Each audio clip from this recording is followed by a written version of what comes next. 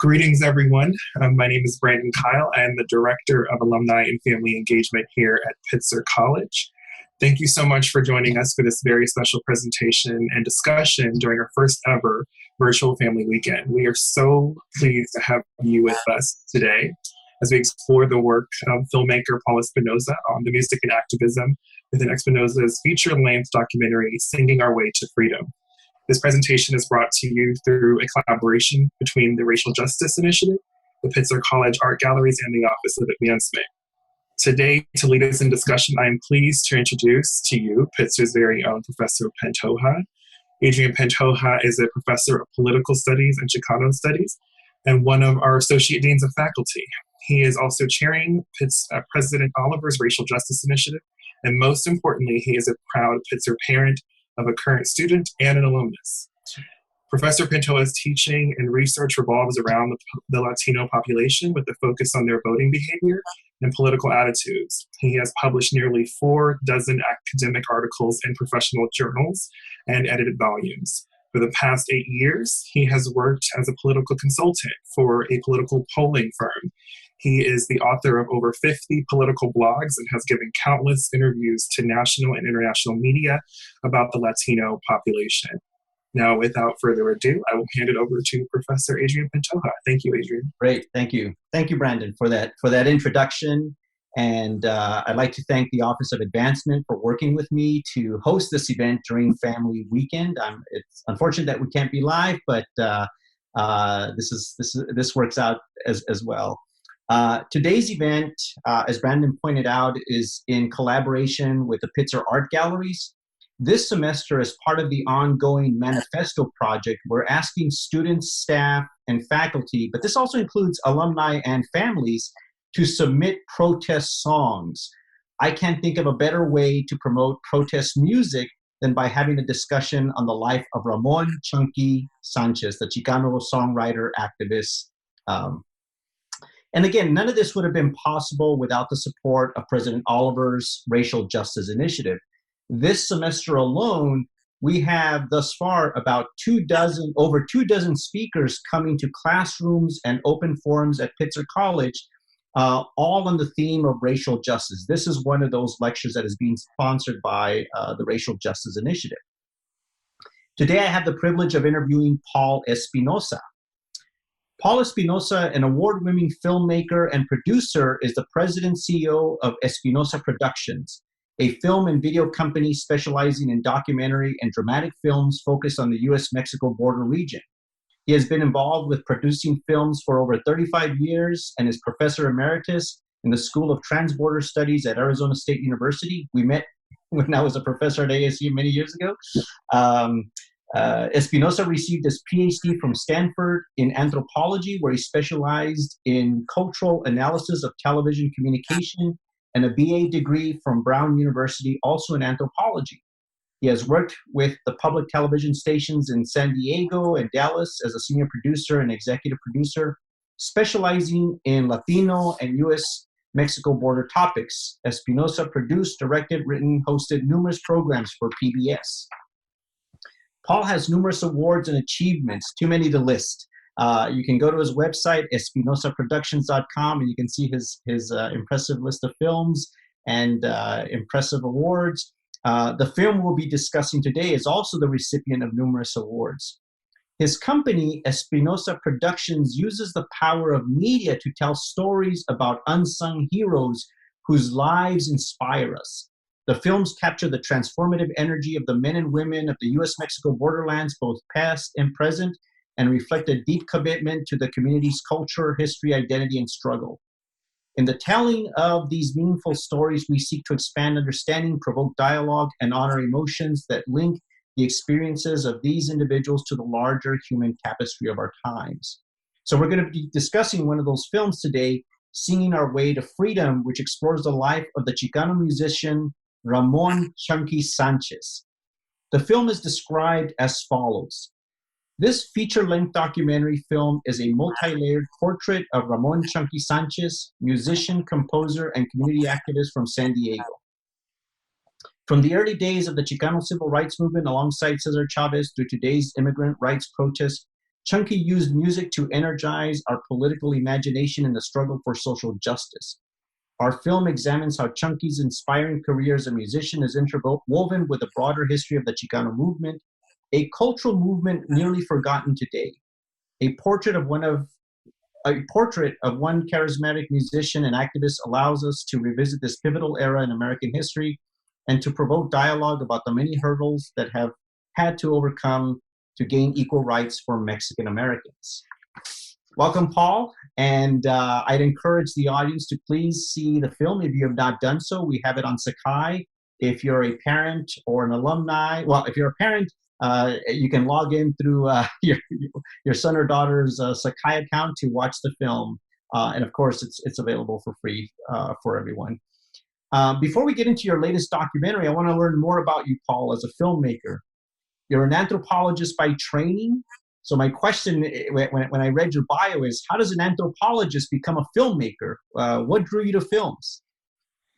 Well, thank you, Adrian, for inviting me to participate today. I really am honored to be with you and thrilled to be with participating in this weekend event that you're having, and this racial justice initiative, which is really a wonderful thing and a very needed thing for all colleges and universities these days.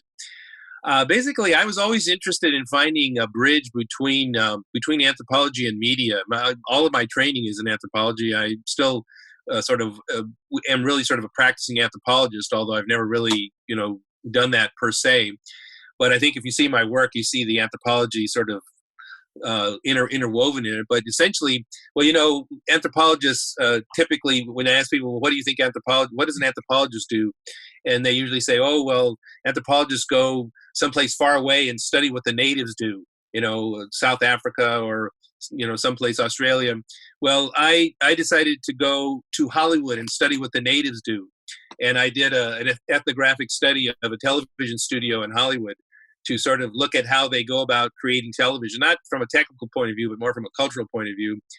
And I guess that although I wasn't really planning to go on to do any kind of filmmaking, I learned so much in that process and kind of got the bug, I guess, to start working in particularly in documentaries. And I felt I sort of was able to kind of be in the right place at the right time and started producing films for public television, which really I knew nothing about public television, frankly, when I began. This is back in the mid to late 70s. But anyway, I was able to find a niche for myself and start producing films about, I was based in San Diego, as I have been for most of my career, although I did spend some time in Arizona where we met a number of years ago. But I've really been in the San Diego-Tijuana border region for many years, and my films have been sort of located either in San Diego or along the border region. I've done several films in Arizona. I did a series called The Border, which was looking at different parts of the U.S.-Mexico border and trying to present some alternative perspectives about the region that I thought were not being well presented. So anyway, I kind of made this transition. But like I say, I really feel like my work has been kind of a bridge between media and anthropology.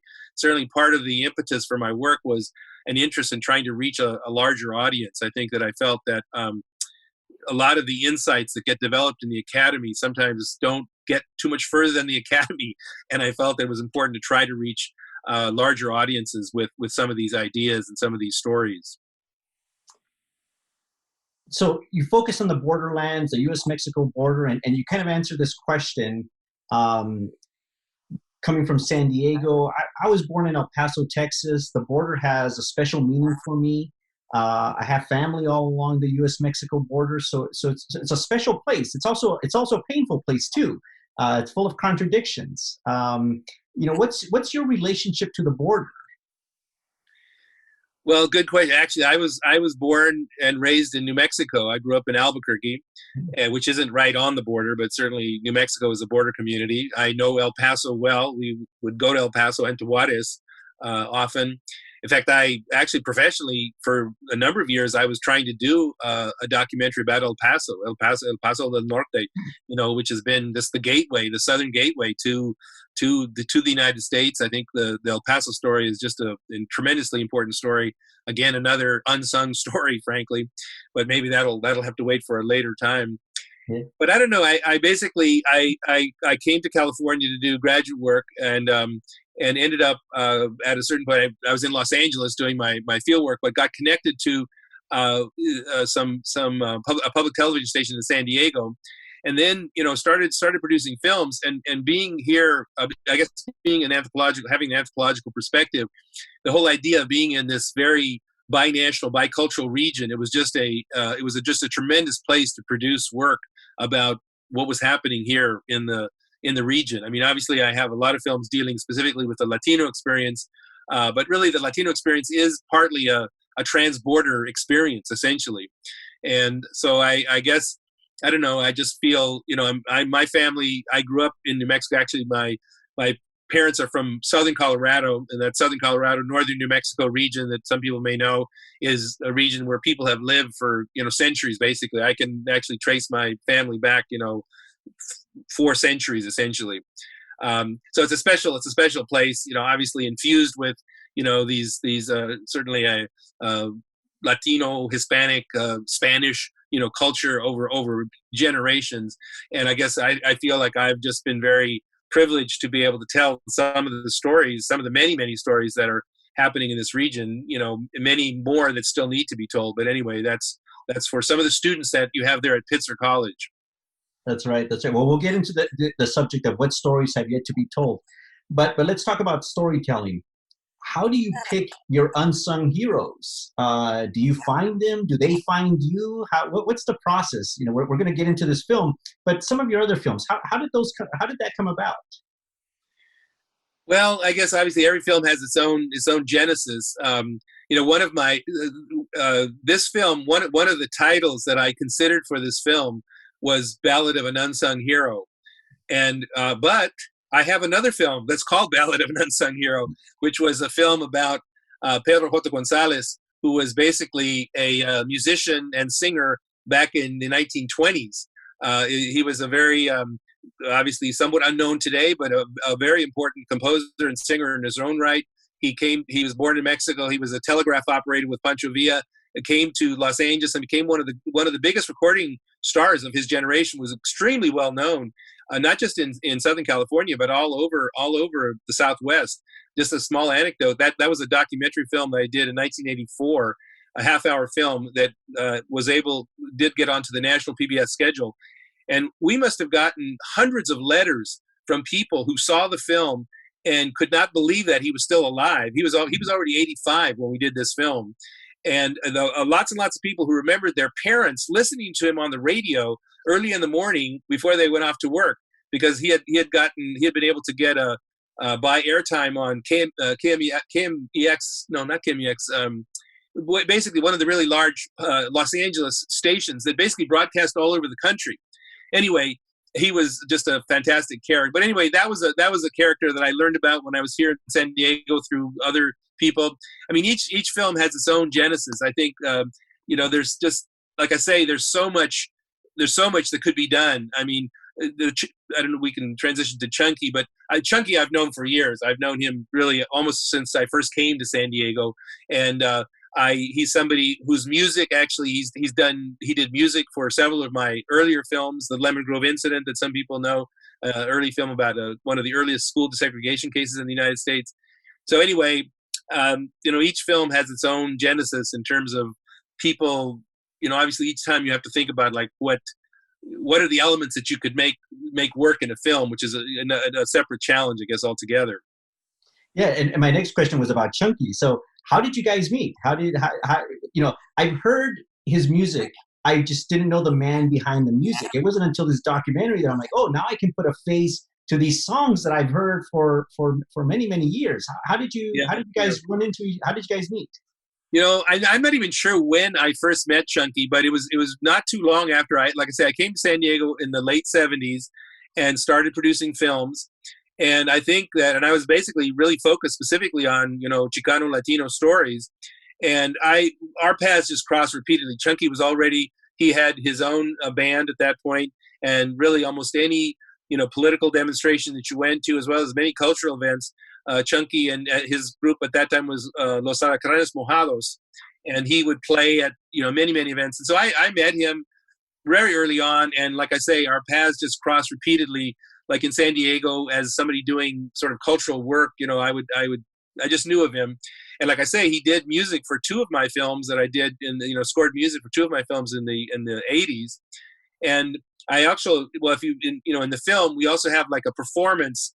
We have several performances, but one of the performances is like in front of a live studio audience, and where we have several of his songs what he's playing that we sort of interweave into the film. That was a part of a film. That was part of a show that I did, just a performance show with his group back in the early 90s. And of course, I used some of that in this film. But I don't know, Chunky was always somebody that I just felt was very, just a very dedicated person to his community. I think somebody who really, loved his community, did everything he could to sort of improve the lives of people around him. Obviously used music as his vehicle, a very, very charismatic, very, very funny guy, a humorous guy on stage. Was very good at keeping an audience engaged. Anyway, I just felt that his work was important, and kind of the typical sort of unsung hero who's not really acknowledged. I mean, people knew him, certainly people knew him in the Chicano community, and some people knew him in the larger community. And sort of over time, I think his band became relatively well known, at least in Southern California. He did perform all over. I mean, we're going to do a big screening in Kansas City. Kansas City had a huge following in Kansas City, and he used to go out to Kansas City, very, very often. But anyway, I just felt like, obviously, because his story was all not just connected as a musician who was an activist, but he was really connected to Cesar Chavez and the farm workers. He was really, as we say in the film, Cesar Chavez's favorite musician. He was somebody who basically not only was just involved, back in the late 60s, 70s, but really continued to be involved and can continue to be involved as somebody dedicated to what I would call, community building, basically using art and music for community building, both in his specific community, San Diego, but also the larger, binational community. So I felt that he was somebody that I felt I really would like to, do something about. And the story looks at Chunky's life from his birth, 1950s, into the 2000s. I mean, so this is a film that spans 6 decades. It's a film that's it's about Chunky, but it's about the broader Mexican American. I can't help but see myself in the film and the experiences and relive some of these decades. But there's a moment in time that's pivotal to Chunky's life, and that's the late 60s, the Chicano Movement. For those in the audience, what was the Chicano Movement, and what was Chunky's role in that movement? You alluded to Cesar Chavez, but how else was he involved in this thing we call the Chicano Movement? Yeah. Well, thank you. I mean, part of the reason that I wanted to, doing a man's entire life is a challenge in any film. So but I felt that there was a lot of key moments about his life that, certainly I identified with, and I felt other people would identify with as well. I mean, I think the Chicano Movement comes out of the experiences of young Chicanos, primarily in the 1960s and 1970s, who basically were coming of age and were feeling the sense of great amounts of discrimination, certainly on the part of their parents, who they saw, working very hard, whether they were in the fields or in the cities. And they're already, by that point, I would say the majority of Mexican Americans were in the cities, but certainly there were still a lot in the rural areas as well. But anyway, just a growing sense of being outside of the outside of power. And certainly this was also part of the larger civil rights movement that was generated by African Americans and the women's movement, and the anti-war movement as well. There was a great deal of things going on in the 1960s that young Mexican Americans really identified with, and so it was sort of a coming of age. And Chunky was right there, right? Certain Chunky comes out of a very rural, basically his family were farm workers. His father, both of his parents were immigrants from Mexico. They came like in the 1920s, basically. They lived in the Central Valley near Blythe, which is about 80 miles north of the U.S.-Mexico border, right on the border between Arizona and California. But anyway, he essentially again, through kind of a typical story, somebody takes him under his wing and brings him and about a half dozen other young Chicanos to San Diego from Blythe. He literally puts them in a car and takes them San Diego to apply to San Diego State, because he knows this guy who's kind of a community activist in Blythe, that essentially this is the time of the beginnings of affirmative action, and that there's a possibility that these young guys, not just guys but young Chicanos, might be able to go to college, which was completely not part of their game plan. I mean, they didn't know what the opportunities were for them, and essentially, he literally takes them there, has them fill out the paperwork. He comes home, and then a little bit later, Chunky gets word that he's been accepted, which he's actually shocked by, I think. But so he goes to San Diego. Basically, he starts actually January of 1970 at San Diego State, and of course, the whole Chicano movement is again driven a lot by young Mexican American students, primarily in colleges and also in high schools, and becomes very involved with Mecha. One of the things that was going on in San Diego State, which was really unique, was there was a young professor, a Mexican American professor, Jose Pepe Villarino, who basically got the students together to play music, and they got involved very quickly in what we would call protest music. And essentially, again, these were young men and women. Chunky came to that with a lot of musical experience, as we hear in the film. He was already very talented as a musician. But anyway, this young group would go out and play, and essentially they very quickly got connected to the farm workers and to Cesar Chavez, and they began to go to Chavez, to where Chavez was, and played at many demonstrations between 1970 and 1974.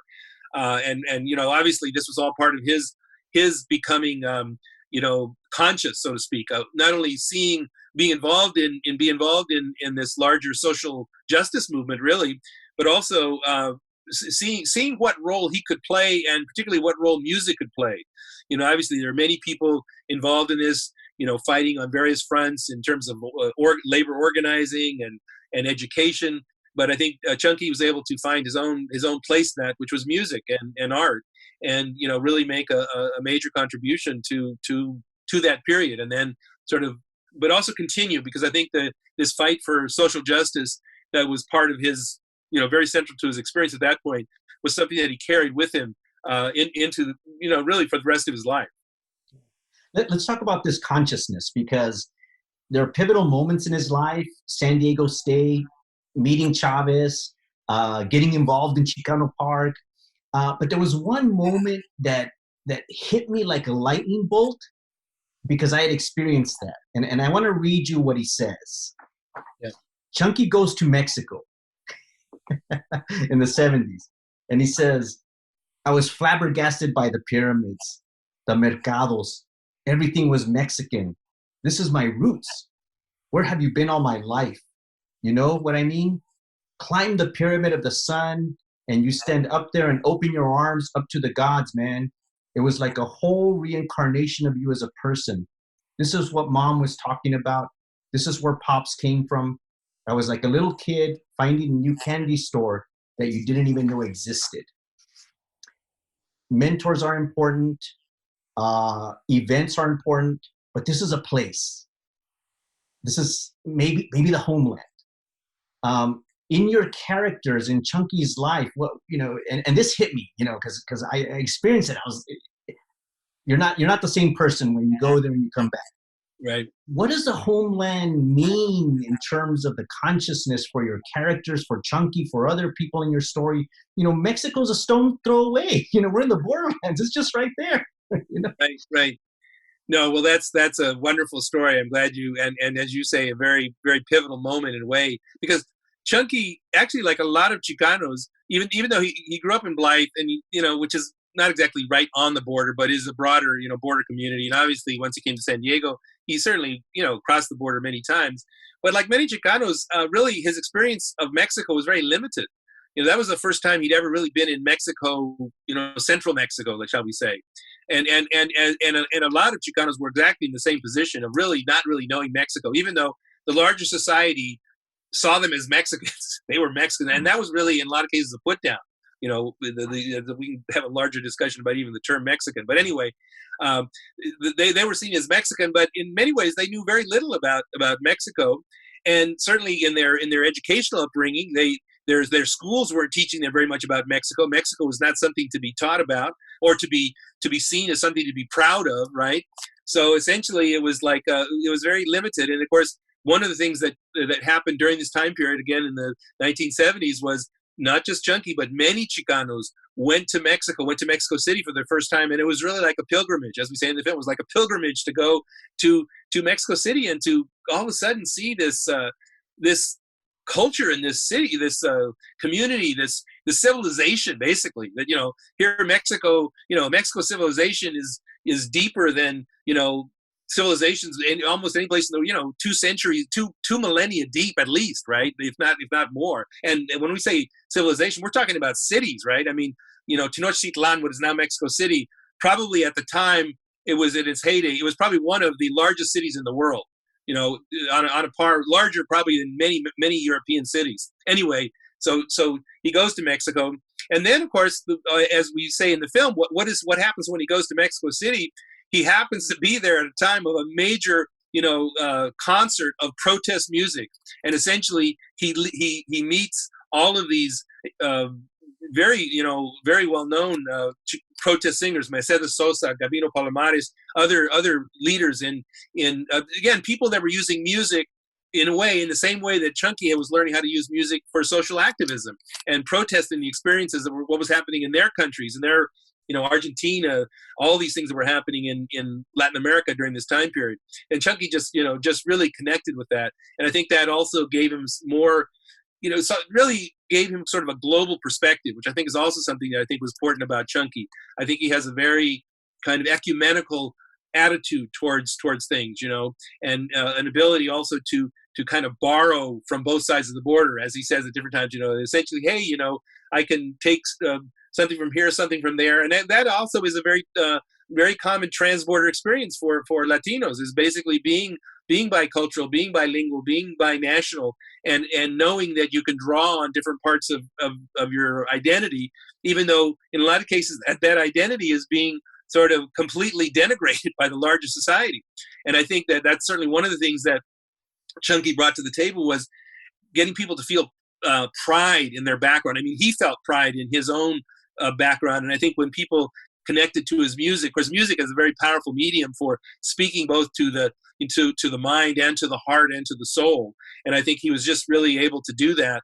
And a lot of those songs that the music that he created was really a lot of times about identity issues and things that people really could feel in their bones, that he was speaking to them essentially. Yeah. So I like that scene that you mentioned. So there's this incredible, international energy, film festival music festival going on, folk music, protest music going on. And for me, it seems like the 1960s, the activists of Chunky's generation, there was this transnational, international focus. There was this anti-imperialism, decolonization movement. But then it seems to me that dies out. I mean, is that an accurate representation that by the 80s and 90s, these international connections die out? So I guess I have two questions. The first one is, did Chunky maintain those international connections? Was he able to perform in Latin America again later in life? And did those international, transnational connections remain, or did they fade over time? Well, I think they remained somewhat. I would say certainly Chunky did go. I mean, he did establish really important relationships at that time with other young Mexican musicians and artists, really. And he was invited back to Mexico. I think he first goes in around 1973, and then I think in the mid 70s definitely returns on some extended tours. Actually, he and a number of other musicians that were part of the estudiantil that he was part of, basically went back for like a month-long tour on more than one occasion to Mexico and to play, with groups and to speak, and they were definitely involved with hearing the same kinds of music about protest, music about the sort of the terrible agrarian conditions of campesinos in Mexico, and playing with them. Gabino Palomares, who is in the film, who actually I saw not too long ago, who's still alive. He remembers them coming, and other people that were part of that movement. I'd say, in all honesty, I don't think it continued at the same level. Although I guess we'd have to ask, what level did it occur on? I mean, there's been there's been some interesting work done recently about the whole Chicano connection to Latin America, starting in that time period, and I think a lot of again, stories that are not well known that I think we'll learn more about. That there's always been sort of this international dimension to with particularly the Mexican American community and Mexico, in terms of activists, especially people that are sort of more in the progressive side. But no question, I think we need more of that. I mean, I think that's where borders do have an effect in terms of dividing us in ways that we really shouldn't be divided, and we need to find ways to transcend those borders. I mean, obviously, music and culture are really important elements in doing that, but we do have to fight these larger macroeconomic, macro social effects that are trying to cut us off from our connections. And then also, importantly, we don't learn that much. I mean, that's one of the things that also I think is really important, is that, I mean, certainly one of the things that I've realized in my career is that so many of the stories that I've told, one of the first reactions people often say is, I never knew anything about this. And I'm talking, like, for instance, we in this film, we talk about Chicano Park, right? The whole creation of Chicano Park, which was a struggle to create this people's park in San Diego in 1970. Well, I've shown this film, a lot now, but I've shown this film, let's say, here in San Diego to young Latino audiences. And I've had experiences where people tell me that they live right by Chicano Park and they don't know anything about how Chicano Park came into being. And why is that? Well, the educational institutions it hasn't become part of the curricula, just like, so much of our larger history about the experience of Mexican Americans who are now, something like 40 million Mexican origin people are in the United States out of 60 million Latinos. 40 million, that's more people than are in the whole country of Canada, and their experiences you're hard pressed to find their experiences in a social studies textbook at the high school level or the middle school level. So young people, they don't know anything about it, and this isn't just obviously young Mexican Americans don't know anything about it, but young Anglo-Americans don't know anything about it either. So I think certainly one of the things that I feel very strongly about is that we really need to do a better job of educating our community and the larger world about our experiences. We need to find better ways of getting into the curriculum. I mean, certainly my work, my films have been about that, and I've tried to make my contribution, but it is a little frustrating sometimes, because now we're 50 years after the Chicano movement, and we're still trying to get into the history books. No, that's true. That's and I want to come back to some of these questions, because I have a number of questions about, like, what's next and news stories and the life of Chunky in the 60s and 50s. We're a very different place today, but what has changed? What has remained? But we'll get to some of those questions. Let me continue with the theme of identity, because there's one song, and again, there are these moments in the film where it just man, it's like a lightning bolt, like going up the pyramids, like, oh, I know what Chunky felt, and what you're describing in terms of the pride. I mean, there was a sense in me that it's like, I was lied to. People lied to me. We were engineers. We were architects. We were astronomers. We were mathematicians. You guys lied to us that we were just maids and these things, and nothing wrong with it. But we're everything. Right. We have these impressive civilizations. But there's one song of Chunky that it's hard. It's hard to hear. And I feel like it's the theme song of the film. Maybe not. I feel like it's a theme of the Chicano movement, of who we are as a people. But maybe you'll have a different thought on this. And the song I'm referring to is a song Pocho. And that's a song that has this, like, slow start, and then it just kind of ramps up and it's very powerful. But I want to read some of the lyrics, and I removed some of the lyrics for the sake of time. But throughout the song, he's using the word Pocho. He says, Pocho, a name I was called as a kid with the intention of humiliating and degrading me. Pocho, Wasn't exactly sure what it meant at first. I felt emotional pain before I ever comprehended its verbal meaning. Pocho, it promoted self-hatred and confusion as to who I was and what I was doing here.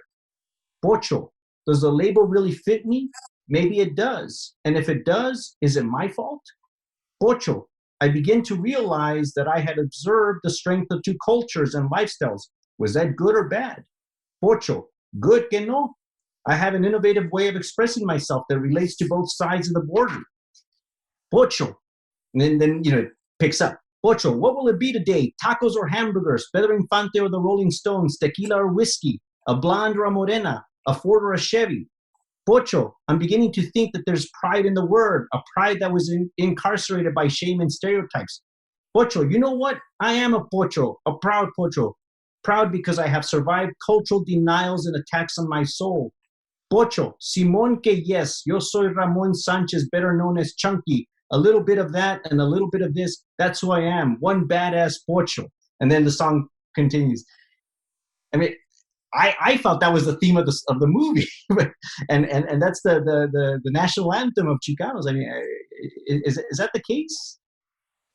Well, yes. I mean, it's a very powerful song, and I think that, as you say, it's basically really again about identity and about this this feeling of being, so put down, and kind of like a coming to consciousness, basically, because he's kind of describing the experience of being put down and thought that you're nothing, and trying to believe that you have something to offer, and gradually coming around to it, and then saying yes, sí, que soy I am a pocho, a proud pocho, I think that's a very important song, and of course, as you see, it's threaded in the film. We have a little piece of it right near the very beginning, when he tells the story about Facundo Gonzalez, his classmate in school, and then we come back to it later in the film.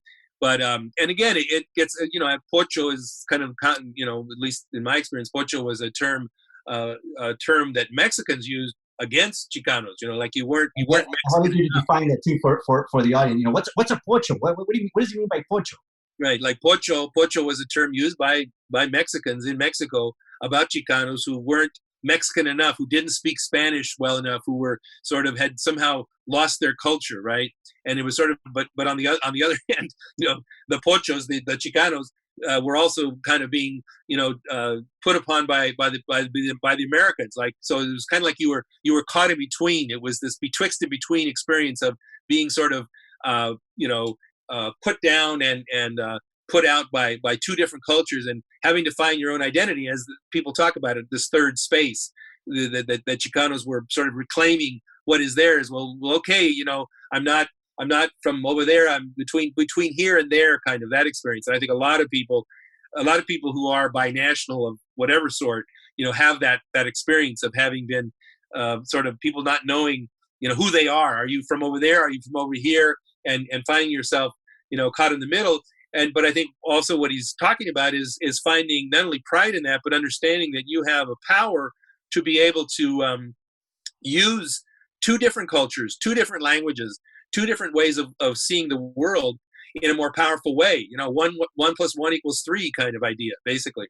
So I think, that's certainly, you're right. I mean, I guess that was one of the things that attracted me, or what I wanted to do with this film was thread in a number of different themes that I felt that Chunky's life, represented. I mean, certainly, like, well, we've already talked about this whole idea of experiencing Mexico. That was also experience that I had when I went to Latin America for the first time. I mean, I was just blown away because I really didn't know. I mean, I had been to the border, but I had never been to Mexico, and to see these things was just, incredibly inspiring. And to know that, I don't know, that all this culture was going on there that you knew nothing about. So I think that, it was basically learning how to understand that you really do have a lot to contribute. And, hopefully that's something that's a little more relevant today, or people are more aware that, yes, if you're bilingual, you have certain assets, even though some people put that down, but there's certain things you can do. Even in terms of, giving you successfully avoiding dementia by being able to speak two languages, because your mind works in a different way. the neurons in your brain, communicate in a different way. So these are all things that are part of, this whole, bicultural experience. And I can't help but feel when you look at the museums now, young Latinos, they might not even use the word Chicano, but they have, words, cultura, drink cultura, that the pocho wins. So at the end, I can't help but feel like at the end, Chunky wins. We've embraced the pocho. We're like, yeah, that's who we are. We're a little bit of this, a little bit of that, and all of those things. And there's pride in that. Before, you're right, there was a sense of shame, like not being Mexican enough, not being American enough. But I feel like there's folks have come to peace with that, or have embraced that. At least that's my sense.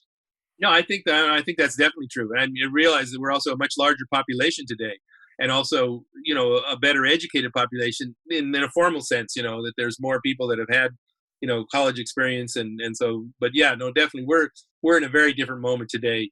Certainly, I mean, when you consider Los Angeles and, what the history of Los Angeles, and it's taken this long for Mexicans to be properly, recognized, it's kind of amazing. But I think there is definitely we're in a different moment, and hopefully it's going to become even better.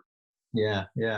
There's one moment again, there's so many moments in the film that I'm like, what am I going to pick here? I got an hour with you, and there's so many things I want to talk to you about. I'm skipping all kinds of questions, by the way.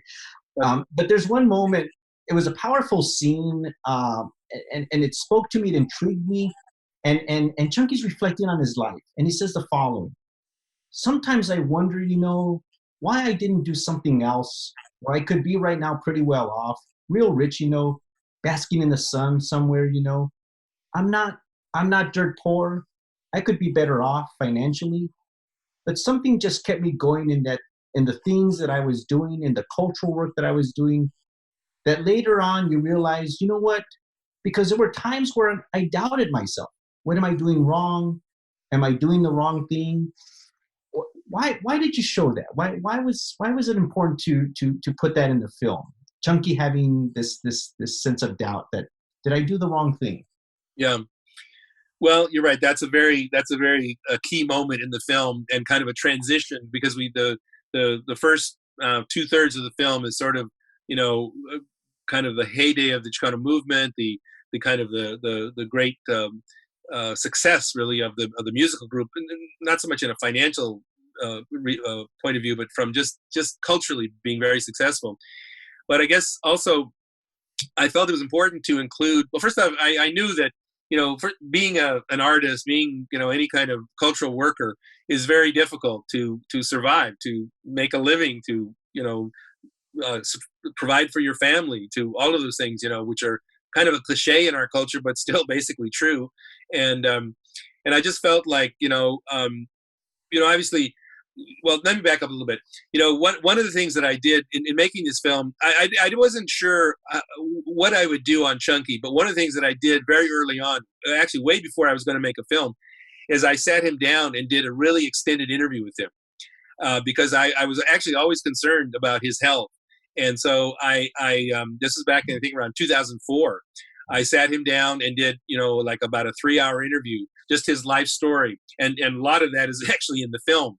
And I did do one subsequent interview with him, but a much shorter interview that we also, we actually never see, but we hear his voice. But anyway, I felt like, there was just so much material there, basically. From, first off, he was a very good storyteller. Obviously had lots of great stories, great humor, but also, Chunky was, I think it was kind of like, in a little way, like, well, he was unassuming, but I think a lot of times people didn't realize how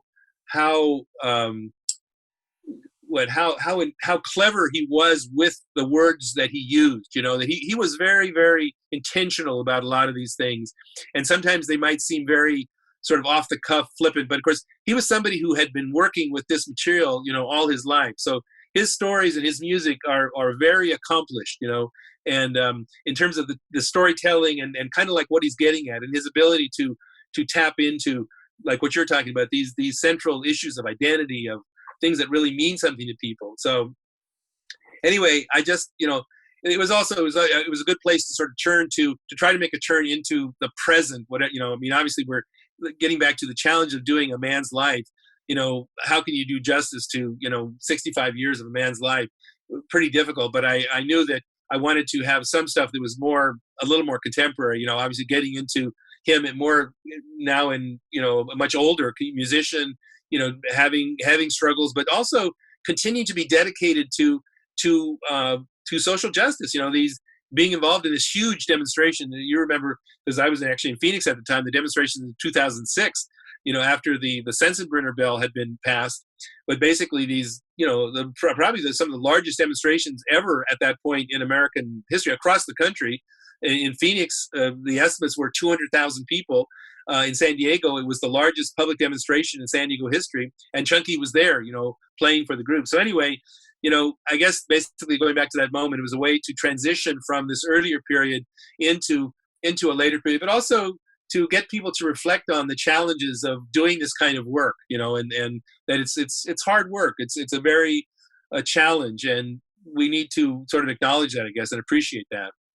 Yeah, and I was doing some research when I was thinking of this interview, this hero motif, and there's a moment where the hero, because your documentary is about these unsung heroes, so I put myself in the frame of the hero. There's these moments where the hero is vulnerable. He's got doubts. He's human. And that showed that that came out in that moment. And but you're right. There was one thing that struck me is that you think of the word the name Chunky. Well, can I take a guy seriously going around calling himself Chunky?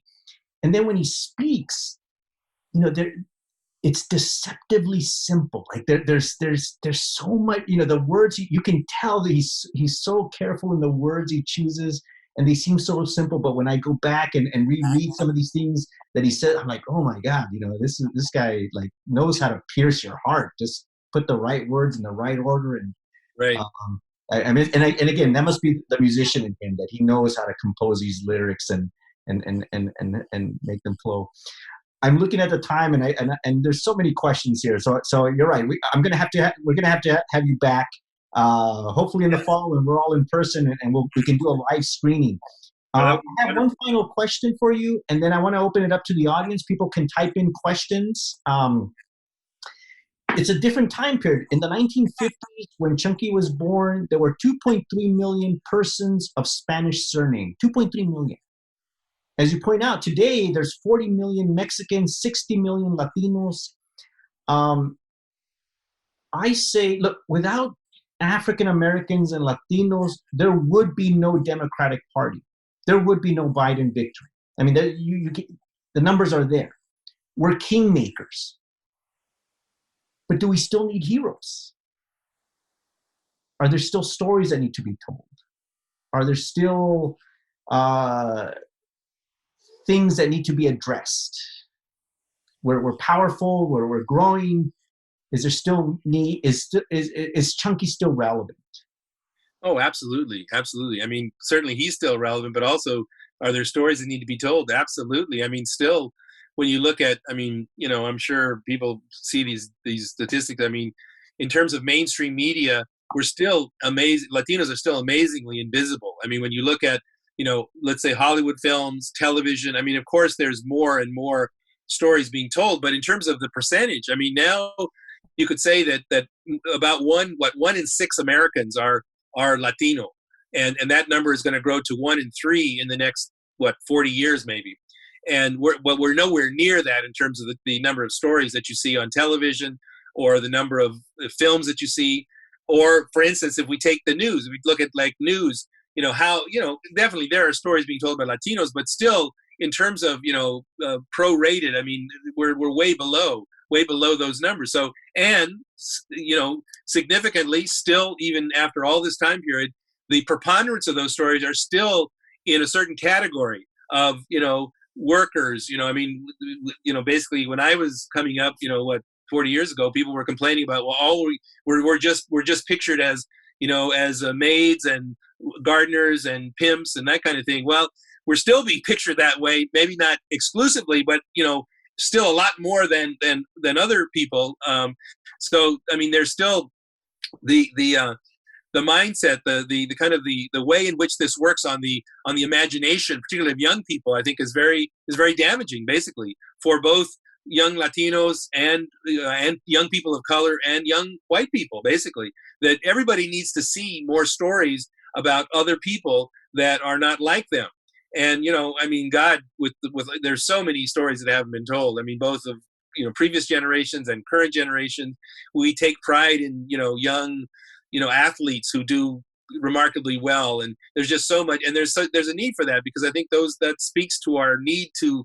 It's not just heroes might be one way of putting it, but just to have representation alone. Representation matters so much, and to see something that is basically something like my story. That's important. That's important for people to feel that, to feel valorized, that their story matters, And I think we still have a long ways to go on that. We need way more people, behind the camera, writing the stories, working on television shows, working on documentaries. I mean, we're moving in the right direction, but we're still way below parity. And we're trying to address that, little by little. But it's definitely we're talking about a generation-long struggle, or a multi-generational struggle here. Great, wonderful. So yeah, there's many stories that need to be told, and the work remains, and Chunky's as relevant today as ever. So let's get some questions from the audience. I see one from Maria Galvan, where this was based on an earlier discussion. I agree with Espinosa. More education on the Chicano movement and why it's taking more than 50 years. Why is it taking more than 50 years to educate our community? So this is a question about education. Why?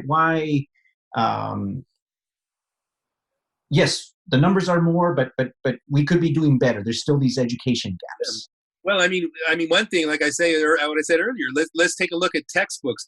Actually, let's not just take a look at textbooks. Let's take a look at the process of how textbooks get created. Basically, textbooks, first off, the largest textbook markets in the country are Texas and California. And essentially, if you start learning about how textbooks get created, you learn that there's a huge battle over what gets into textbooks. And there's a great deal of reluctance on the part of, first off, there's very organized groups who fight very hard to get certain things in there and certain things out of there.